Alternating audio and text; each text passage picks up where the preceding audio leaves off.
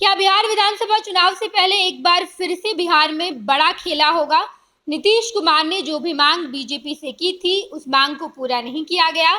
चाहे वो रेल मंत्रालय हो, कृषि मंत्रालय की मांग हो या फिर जेडीयू की तरफ से महत्वपूर्ण मंत्रालय लेने की मांग हो, एक भी मांग बीजेपी ने पूरे नहीं किए। और अब जो आखिरी दाव बचा था कि लोकसभा स्पीकर शायद जेडीयू का हो सकता है, तो अब इस पर से भी पर्दा उठ गया है।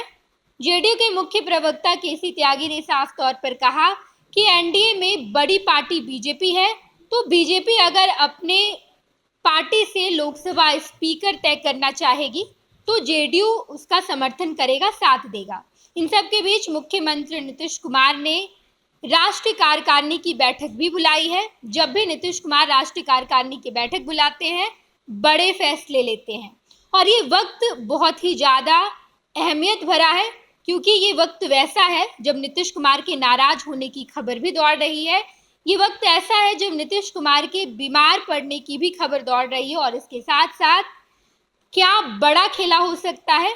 क्या एक बार फिर से मुख्यमंत्री नीतीश कुमार पलटी मारने की भूमिका बना रहे हैं?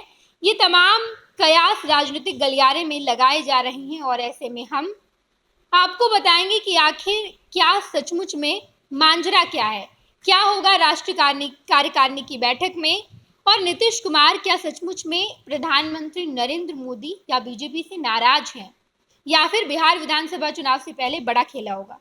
मेरे साथ राजीव जी हैं और राजीव जी, हम जो इसी सस्पेंस पर हम बात करेंगे कि नीतीश कुमार नाराज चल रहे हैं या नीतीश कुमार बीमार हैं। नीतीश कुमार देश के उन राजनेताओं में शामिल हैं कि जो अप्रत्याशित फैसले लेने के लिए जाने जाते हैं। बिल्कुल। अगर आप नीतीश कुमार के राजनीतिक जीवन पर अगर आपको देखेंगे तो नीतीश कुमार हमेशा लोगों को चौंकाते रहे हैं, जिस तरह के वो अप्रत्याशित फैसले लेते रहे हैं। और हम कह सकते हैं कि नीतीश कुमार देश के उन राजनेताओं में शामिल हैं जिनके बारे में कोई प्रिडिक्शन नहीं किया जा सकता है और वो अनप्रिडिक्टेबल राजनेता हैं। अगर आप शुरू से देखेंगे उनका पूरा राजनीतिक कैरियर ही इसी पर आधारित रहा है। हम पिछले दिनों की ही बात करते हैं, दिसंबर में, आज से 6 महीने पहले की बात है, जब दिसंबर में नीतीश कुमार ने जेडीयू की राष्ट्रीय कार्यकारिणी की बैठक बुलाई थी, तब किसी को भी यह यकीन नहीं था कि नीतीश कुमार आरजेडी या महागठबंधन से अलग होने का फैसला ले सकते हैं। या आप याद कीजिए कि तब वो जब इंडिया गठबंधन तैयार हो रहा था तो नीतीश कुमार उसके सूत्रधार थे और नीतीश कुमार की पहल पर ही इंडिया गठबंधन का एक तरह से उसको आकार मिला था। और नीतीश कुमार ने नेताओं के पास जा जाकर, चाहे वो ममता बनर्जी हो या फिर अरविंद केजरीवाल हो या फिर और भी जितने विपक्ष के नेता थे, नीतीश कुमार उनके पास जाकर उनको एक मंच पर लाने का काम किया था। लेकिन दिसंबर महीने में जब राष्ट्रीय कार्यकारिणी की बैठक बुलाई जाती है जदयू की, और उसके 1 महीने के बाद नीतीश कुमार महागठबंधन से या कहिए इंडिया गठबंधन से खुद को अलग करने का ऐलान करते हैं और वो बीजेपी के पास चले जाते हैं। बिल्कुल राजीव जी, जब एनडीए की सरकार बनी, खबर ये चल रही थी कि इस बार नीतीश कुमार और चंद्रबाबू नायडू के सहारे सरकार बन रही है, तो सरकार में बड़ी भूमिका होगी, बड़े मंत्रालय दिए जाएंगे, तमाम तरह की मांग भी रखी गई, लेकिन एक भी मांग को बीजेपी के द्वारा पूरा नहीं किया गया। साफ तौर पर कहा गया कि हम आपकी डिमांड को पूरा नहीं करेंगे, हम सर झुकाकर सरकार नहीं चलाएंगे। नीतीश कुमार उन नेताओं में से नहीं आते हैं जब उनकी मांग पूरी ना हो और वो चुपचाप बैठ जाएं। आप सब कुछ कर लीजिए, अगर वो खामोश है तो उनकी खामोशी के पीछे बहुत बड़ी वजह है। शायद वो अपनी रणनीति तैयार कर रहे हैं कि आपको मुंह तोड़ जवाब कैसे देंगे। बिल्कुल आप सही कह रही हैं नेहा कि जब नीतीश कुमार खामोश होते हैं उसके बाद वो बड़े फैसले लेते हैं। और इस समय जिस तरह से नीतीश कुमार की खामोशी है वो बता रही है कि वो आने वाले तूफान के पहले का सन्नाटा जिसको हम कहते हैं वो सन्नाटा है। नीतीश कुमार चुपचाप बिहार पर केंद्रित हैं, वो मीडिया से बात नहीं कर रहे हैं। इस बीच वो बीमार पड़े, अस्पताल में भी भर्ती हुए और अभी बिल्कुल वो मीडिया से और अन्य मेल जोल से, राजनीतिक मेल जोल से बिल्कुल अलग हैं। ऐसे में 29 जून को जदयू की राष्ट्रीय कार्यकारिणी की बैठक दिल्ली में बुलाई गई है, जिसमें जदयू के तमाम नेताओं के साथ सभी लोकसभा सदस्य जो हाल में भी चुनाव जीतकर दिल्ली पहुंचे हैं उस तरह से जदयू के राज्यसभा सदस्य और सभी एमएलए और एमपी एमएलसी वो उस बैठक में, राष्ट्रीय कार्यकारिणी की बैठक में शामिल होंगे। एक चर्चा यह भी है कि नीतीश कुमार की नाराजगी का उसी दिन पता चलेगा लोगों को कि नीतीश कुमार आखिर किस बात से नाराज हैं, या वो इस तरह से जो भी अभी जो कार्यक्रम चल रहे हैं, चाहे वो चंद्रबाबू नायडू का शपथ ग्रहण समारोह हो या फिर उड़ीसा के नए बीजेपी के जो मुख्यमंत्री हैं मांझी जी, उनका शपथ ग्रहण बिल्कुल समारोह, राजीव जी, इन सभी समारोह से नीतीश कुमार ने दूरी बना रखी थी। और यही दूरी नहीं थी, नीतीश कुमार खुद नहीं गए, बीमार थे तो कोई बात नहीं, ऐसे कई बार होते हैं। नीतीश कुमार ने अपना कोई प्रतिनिधि, अपने किसी मंत्री को भी इन दोनों शपथ ग्रहण समारोह में नहीं भेजा। बिल्कुल राजीव जी, नीतीश कुमार की ना यही बॉडी लैंग्वेज है, क्योंकि पिछली बार भी जब उन्होंने पाला बदला था तो वो ऐसे मौके पर बचना चाह रहे थे, ऐसे मौकों से जहां पर तेजस्वी यादव से उनका सामना हो जाए, या फिर ऐसे समारोह में वो दूर थोड़ा बैठते थे, कोशिश तो करते थे कि पहले हम जाएं ही नहीं, आमना सामना नहीं हो पाए। बिल्कुल ऐसा इस बार भी हुआ है, चाहे वो उड़ीसा हो, चाहे वो आंध्र प्रदेश हो, इन दोनों ही जगह नीतीश कुमार नहीं गए और ना ही नीतीश कुमार का कोई प्रतिनिधि गया, क्योंकि नीतीश कुमार यही करते हैं, अगर वो खामोश हो जाए, अगर वो नाराज हो जाए तो पहले तो वो आपसे बात करना या तो बंद करेंगे या तो आपके सामने नहीं आएंगे। ये दोनों इस बार भी वैसा ही हो रहा है। नीतीश कुमार मीडिया में ना कुछ बात कर रहे हैं, चंद्रबाबू नायडू ने मुख्यमंत्री पद की शपथ ली, वहां बीजेपी की तमाम नेता मौजूद थे, बिहार के भी बड़े बड़े नेता गए थे, चिराग पासवान की मौजूदगी थी वहां पर। ना तो नीतीश कुमार वहां गए और ना ही जेडीयू की तरफ से किसी को भेजा गया। बिल्कुल।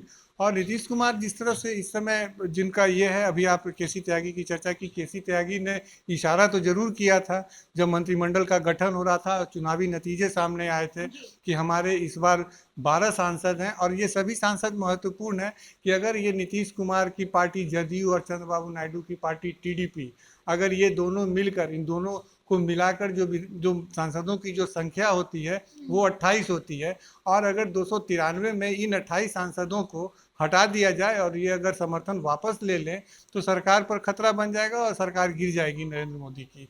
तो ऐसे समय में नीतीश कुमार की खामोशी, या केसी त्यागी जिस तरह से वो पहले इशारा कर रहे थे कि इस बार बिहार को या कहें जदयू को महत्वपूर्ण मंत्रालय चाहिए, जिस मंत्रालय में जो बात थी कि वो रेल चाहिए, वो कृषि जैसे मंत्रालय चाहिए, हालांकि वित्त मंत्रालय तक की बात हुई थी, लेकिन नरेंद्र मोदी ने जो इस बार अपना एटीट्यूड दिखाया है, उन्होंने इशारों ही इशारों में, या कहें कि खुलकर लोगों को कह दिया है कि हम गठबंधन की सरकार जरूर चला रहे हैं, हमारी सरकार मेरे सहयोगी दलों के समर्थन पर जरूर टिकी हुई है, लेकिन हम किसी सरकार के किसी भी फैसले को लेकर के हम अपने सहयोगी दलों के साथ भी, घटक दलों के साथ भी किसी तरह का समझौता नहीं करेंगे। और उसका परिणाम भी आया कि एक भी जो मंत्रालय जिसको महत्वपूर्ण कहा जाता है, जैसे विदेश मंत्रालय हो, कृषि हो, वित्त मंत्रालय हो, रक्षा मंत्रालय हो, कृषि मंत्रालय हो, रेल मंत्रालय हो, ये सारे मंत्रालय नरेंद्र मोदी ने किसी भी सहयोगी दल को नहीं दिया है। जबकि आप अटल बिहारी वाजपेयी के समय का एनडीए को देखेंगे तो ऐसे कई महत्वपूर्ण मंत्रालय थे जो घटक दलों को दिया जाता था। जॉर्ज फर्नांडिस तब रक्षा मंत्री हुआ करते थे, नीतीश कुमार तब रेल मंत्री हुआ करते थे। तो इस तरह वो जो घटक दलों को साथ लेकर चलने की जो बात है, वो कभी नरेंद्र मोदी के फितरत में नहीं है, और नरेंद्र मोदी ने कभी गठबंधन की सरकार भी नहीं चलाई है, चाहे वो गुजरात के मुख्यमंत्री के रूप में हो या फिर 2014 के बाद से देश के प्रधानमंत्री के रूप में वो काम कर रहे हो। तो उन्होंने कभी भी गठबंधन दलों का कभी कोई विशेष ख्याल नहीं रखा है, और वो पूरी सत्ता की चाबी अपने पास रखना चाहते हैं कि ताकि सभी सरकारी फैसले वो अपने तस्तर से कर सकें।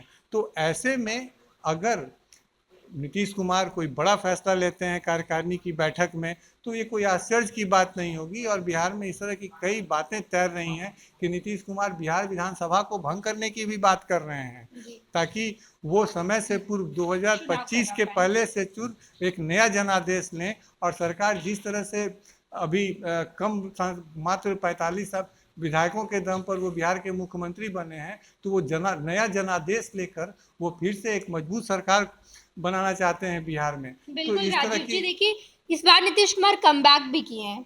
लोकसभा चुनाव में नीतीश कुमार बढ़ चढ़कर सामने आए, ये कहा गया कि शेर अभी जिंदा है, इस तरीके के तमाम चीजें सामने आई, पोस्टर लगे। नीतीश कुमार का जो जनाधार है जो लोग अनुमान लगा रहे थे, राजनीतिक पंडित ऐसा कह रहे थे कि वो नीचे गिर गया है पिछले विधानसभा चुनाव के बाद।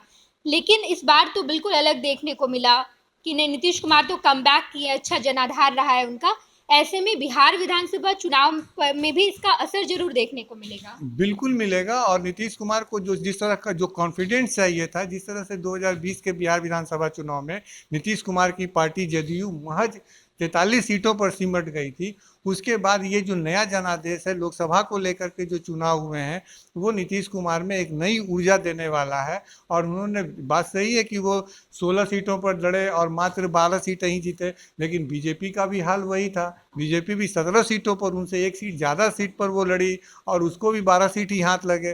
तो ये नीतीश कुमार को कॉन्फिडेंस देने वाला ये चुनावी नतीजा है लोकसभा का। और नीतीश कुमार बिल्कुल चाहेंगे कि वो सरकार को किसी तरह खींच खांच कर, या जिस तरह नरेंद्र मोदी केंद्र में घटक दलों का बिना साथ लिए हुए अपने तरह से नए फैसले लेते हैं, तो नीतीश कुमार भी कुछ इस परिस्थिति में दिख रहे हैं कि वो भी भाजपा का बिना ख्याल रखे हुए या लोजपा का बिना ख्याल रखे हुए वो नए फैसले लेने के लिए तैयार हैं, वो तैयार हैं। और कार्यकारिणी की बैठक में बिल्कुल वो इस तरह के कई चौंकाने वाले फैसले आ चुके हैं। हालांकि बिहार को लेकर के और भी कई मुद्दे हैं, चाहे वो विशेष पैकेज का मामला हो और इस तरह के और भी कई मुद्दे हैं। लेकिन नीतीश कुमार इस बार कैबिनेट में जो भी उनको मिला, ललन सिंह को और उनके रामनाथ ठाकुर को जो भी मंत्रालय मिला, वो बात इतर है कि उनकी इच्छा पूरी नहीं हुई, या जो जदयू चाह रही थी वो उनकी इच्छा पूरी नहीं हुई, इनकी मांग को ध्यान में नहीं रखा गया।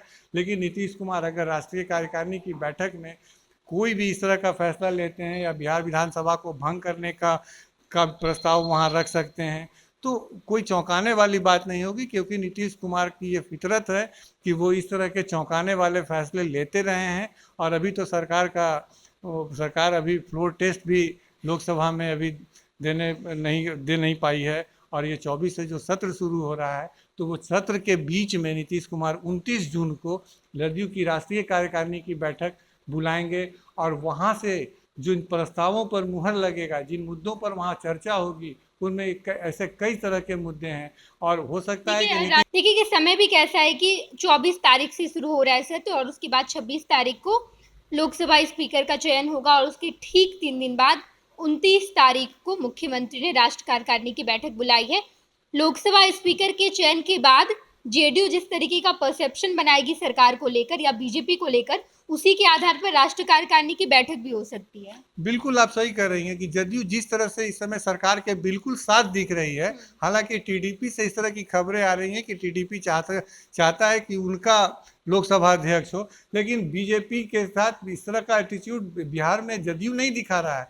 जदयू केसी त्यागी का बयान आ चुका है कि भाजपा जिसे भी, सबसे बड़ी पार्टी है सदन में, और वो जिसे भी अपना लोकसभा अध्यक्ष बनाना चाहेगी, जदयू उसका साथ देगी। तो नीतीश कुमार की पार्टी पूरी सहयोग के साथ भाजपा के साथ दिखने की कोशिश कर रही है, वो प्रधानमंत्री नरेंद्र मोदी के हर फैसले के साथ दिखने की कोशिश कर रही है। लेकिन नीतीश कुमार जिस तरह की राजनीति करते हैं और जिस तरह वो मौके पर चौका लगाने के आदी हैं, तो वो अगर वहाँ कुछ कर देते हैं तो ये कोई आश्चर्य की बात नहीं होगी। बिल्कुल राजीव जी, 29 तारीख का वो दिन है जिस दिन राष्ट्रीय कार्यकारिणी की बैठक हो रही है, और अभी नीतीश कुमार नाराज भी चल रहे हैं, बीमार भी हैं, खामोश भी हैं, और इसके पीछे की वजह कहीं ना कहीं मंत्रालय ना मिलना या फिर लोकसभा स्पीकर का जेडीयू की तरफ से ना होना, ये तमाम वजह हो सकती है। और शायद ये भूमिका बनाई जा रही है कि बिहार विधानसभा चुनाव के पहले नीतीश कुमार एक बार फिर से शायद अपना पाला बदल के कुछ बड़ा खेला कर दें। तमाम खबरों से हम आपको रूबरू कराएंगे, देखते रहिएगा first Bihar Jharkhand. Panorama group, जो सोचता है वो करता है, आपके अपने सपनों का आशियाना। ये लो मुंह मीठा करो, आज मैंने अपना जॉब छोड़ दिया, अब हम पूर्णिया वापस जाएंगे। जॉब छोड़ दिया है? मतलब ये घर कैसे चलेगा, हम करेंगे क्या, और माँ बाबूजी क्या बोलेंगे? इसलिए मैं एक और मिठाई का डब्बा लाया, अपने बिजनेस के लिए लोन अप्रूव हो गया। अरे लोन अप्रूव हो गया वो तो ठीक है, लेकिन पूर्णिया में हम रहेंगे कहाँ? अपना घर भी तो नहीं है वहां। इसलिए तो एक और मिठाई का डब्बा अलग से लाया हूं। हमने पूर्णिया में घर ले लिया है, पूर्णिया के ई होम्स पैनोरमा में। पूर्णिया में पैनोरमा ग्रुप लेकर आए हैं ई होम्स पैनोरमा। बड़ा घर, आलीशान जिंदगी और अत्याधुनिक सुविधाओं के संग। अरे अरे, अब क्यों मुंह मीठा करवा रही हो? क्योंकि हम घर वापसी जो कर रहे हैं। घर वापसी की खुशी पूर्णिया में ई होम्स पैनोरमा के संग। E Homes Panorama, luxurious lifestyle redefined.